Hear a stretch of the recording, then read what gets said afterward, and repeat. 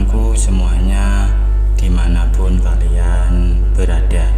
Semoga teman-teman selalu dalam keadaan yang sehat dan selalu dimudahkan dalam mencari rezeki. Berjumpa kembali dengan channel Ruang Imajinasi, channel yang berisikan tentang konten cerita romantis yang diberi latar belakang berupa video pemandangan alam. Pada kali ini di hari Sabtu tanggal 27 Desember tahun 2025. Kali ini saya menghadirkan part ke-13 ya teman-teman. Jadi saya ingatkan untuk membaca cerita sebelumnya agar tahu dan jelas sama alur ceritanya. Dan untuk kisah kali ini bermula sewaktu pagi hari ya, saat Angga terbangun karena mendengar suara dari arah dapur. Namun ia tak menghiraukan suara itu karena masih ingin bermalasan di atas tempat tidur. Namun meski rasa ingin bermalasan masih kuat, tapi ternyata masih kalah dengan rasa ingin tahu apa yang Mbak Tika dan Aryo lakukan di dapur. Ia pun bangkit dari tempat tidurnya, lalu menguping suara mereka. Tiba-tiba suara Tika memanggil Arya. Buru-buru Angga pun langsung menjawabnya. Kemudian ia membuka pintu kamar. Angga pun begitu kaget begitu ia lihat ke arah ruang dapur. Di sana Angga bisa melihat Aryo, Tika dan Vina tanpa membawa apa-apa. Benar-benar suatu pemandangan yang baru ia temui pagi itu. Selama ini mungkin Angga hanya bisa melihat Tika dan Vina saja yang dalam suasana kurang benar. Tapi kalau Aryo, tentu saja baru kali ini Angga melihatnya. Nampaknya dia baru saja selesai. Ternyata Tika memanggil Angga itu hanya untuk melakukan dengannya.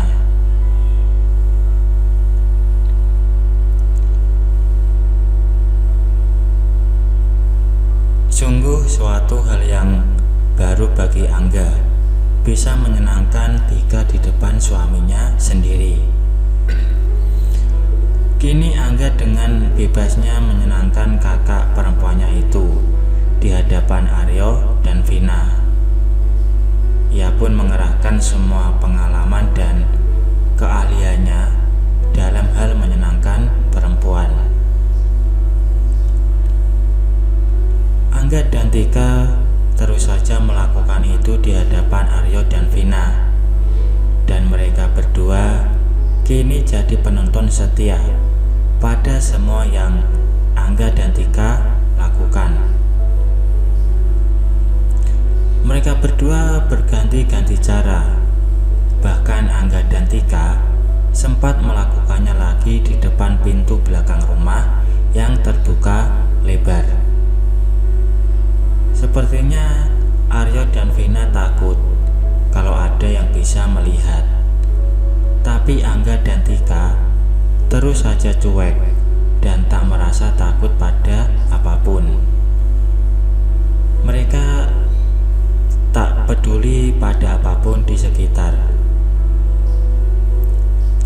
Dan setelah acara selesai, mereka berempat kemudian sarapan di pagi hari bersama-sama. Keadaan semua masih belum membawa apa-apa. Sungguh suatu hal yang menyenangkan bisa makan bersama dalam kondisi seperti itu. Mungkin nanti Angga akan mencobanya dengan ibunya dan Dina.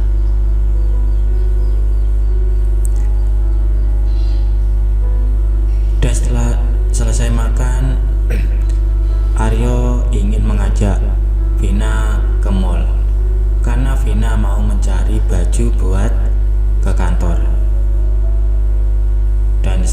mereka berdua pergi, tinggal Angga dan Tika yang berada di rumah.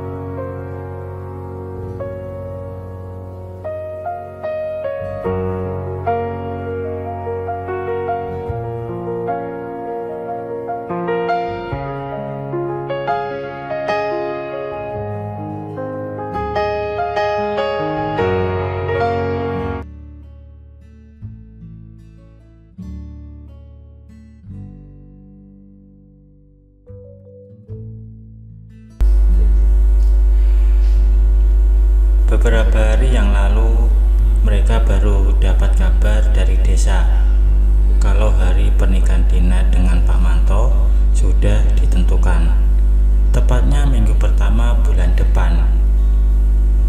Baru Angga ketahui kalau ternyata yang bicara dengan Pak Manto dulu adalah Aryo.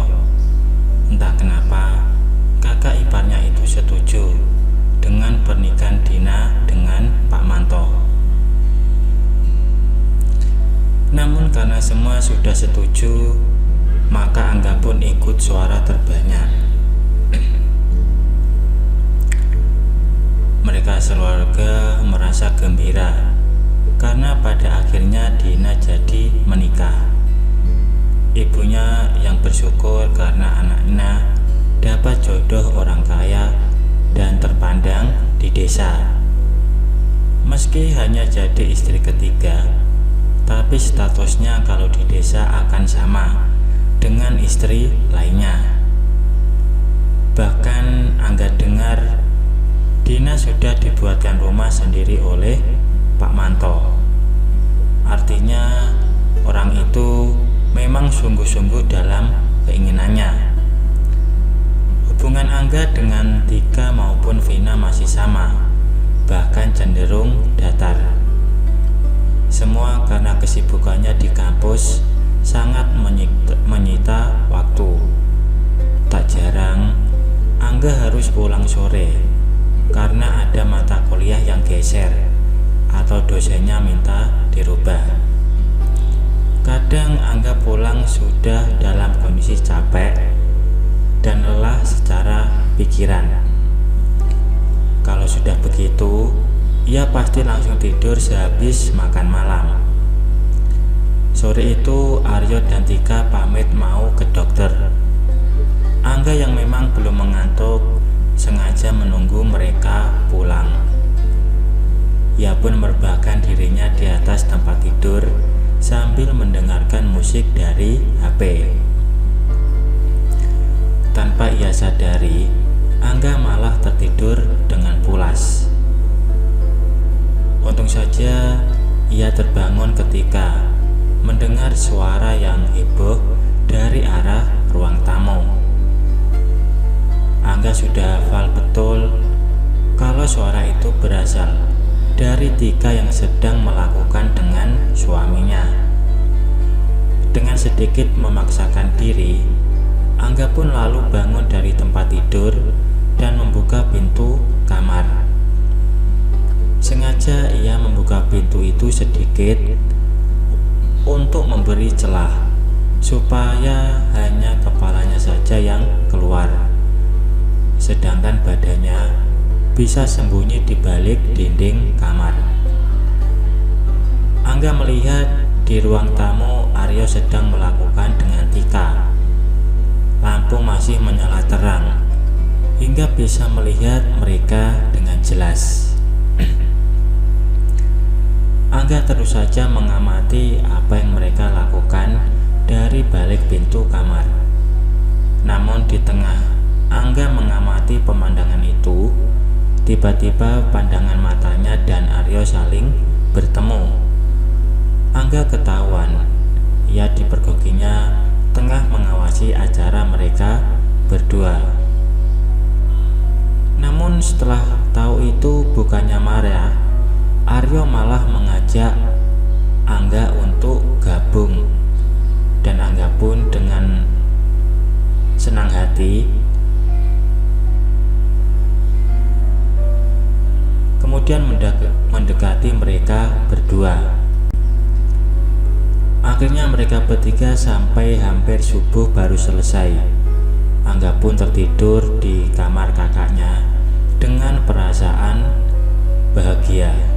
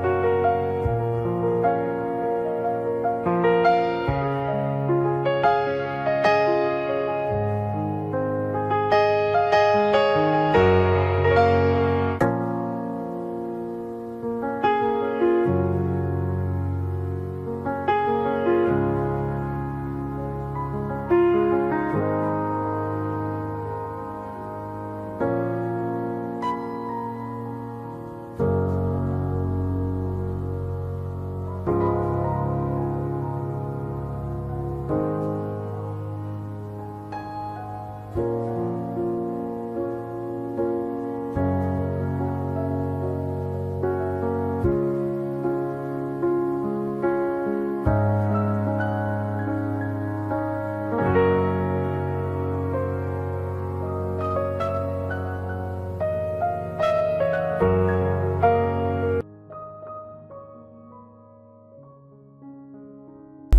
teman-teman, mungkin cukup sampai